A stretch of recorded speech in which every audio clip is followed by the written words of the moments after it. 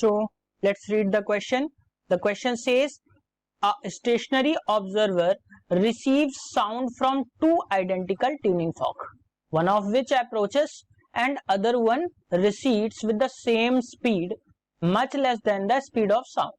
The observer hears 2 beats per second. The oscillation frequency of each tuning fork is mu0 equals to 1400 hertz and the velocity of sound in air is 350 meter per second. The speed of each tuning fork is close to option A 1/8 meter per second, option B 1/2 meter per second, option C 1 meter per second and option D 1/4 meter per second. So इस question को हम देखेंगे.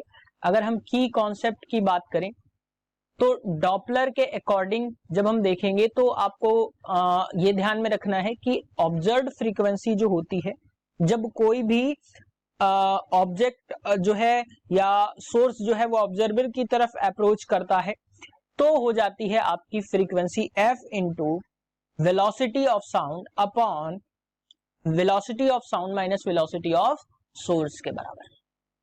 और जब इससे recede करेगा तो frequency हो जाएगी f into velocity of sound upon velocity of sound plus velocity of source. First case में जो हमें मिलेगी ऑब्जर्व्ड फ्रीक्वेंसी वो बड़ी होगी इनिशियल फ्रीक्वेंसी से और सेकेंड केस में जो हमें फ्रीक्वेंसी मिलेगी वो छोटी होगी इनिशियल फ्रीक्वेंसी से, यानी कि स्टैंडर्ड फ्रीक्वेंसी. सो अगर हम यहां पे बात करें इन दोनों क्वेश्चन के अकॉर्डिंग क्या कह रहा है कि एक जो है ट्यूनिंग फॉर्क वो अप्रोच कर रही है ऑब्जेक्ट की तरफ और दूसरी रिसीड कर रही है. तो यहां से हमें पूछा गया और यहां पे एक चीज और बताई गई है कि बीट्स जो है वो भी हैं. तो बीट्स में भी हम देख लेते हैं, ये भी फॉर्मूला हमें माइंड में रखना है.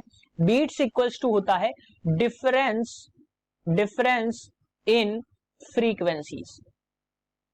फ्रीक्वेंसीज का डिफरेंस जो होता है वो होता है आपका बीट्स.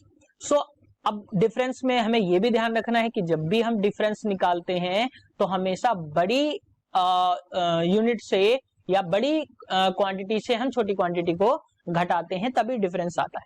सो अगर हम यहां पे बात करें तो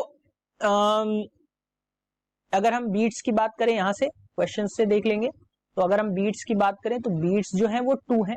अगर हम इस वैल्यू में पुट करें और यहाँ पे हमें फ्रीक्वेंसी जो मिल जाएगी वो f1 माइनस f2 मिल जाएगी, यानी कि जो फर्स्ट से हम सेकंड को फर्स्ट फ्रीक्वेंसी से सेकंड फ्रीक्वेंसी को घटा देंगे क्योंकि यहाँ पे जो हमें मिल रही है, अगर मान लिया ये फर्स्ट फ्रीक्वेंसी है और ये सेकंड फ्रीक्वेंसी है तो ये बड़ी है, फर्स्ट फ्रीक्वेंसी बड़ी है और छोटी फ्रीक्वेंसी तो हम घटा देंगे तो ये बीट्स मिल जाएगा. तो अगर हम यहाँ से वैल्यूज को दोनों की वैल्यूज को पुट कर दें तो हमें 2 इक्वल्स टू यहां मिल जाएगा FO into V upon into 2 velocity of source upon V square bracket 1 minus V square velocity of source का स्क्वायर अपॉन V स्क्वायर.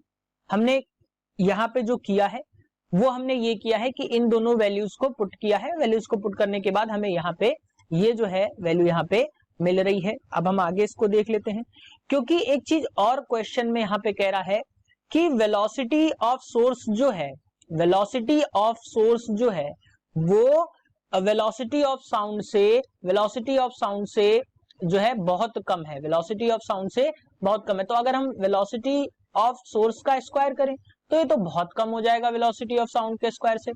सो हम कह सकते हैं कि इस वैल्यू को हम निगलेक्ट कर सकते हैं, इसको हम निगलेक्ट कर सकते हैं. इतनी छोटी वैल्यू रखने का कोई मतलब नहीं बनता. सो अगर हम यहाँ पे वेलोसिटी ऑफ सोर्स रखें तो हमें यहाँ से एक चीज निकल के आएगी, वेलोसिटी दैट इज 350 गिवन है क्वेश्चन में अपॉन 1400 जो फ्रीक्वेंसी है. अगर हम इसको सॉल्व करें तो यहाँ पे हमें मिल जाएगा 7 5 35 7 5 1 5 4.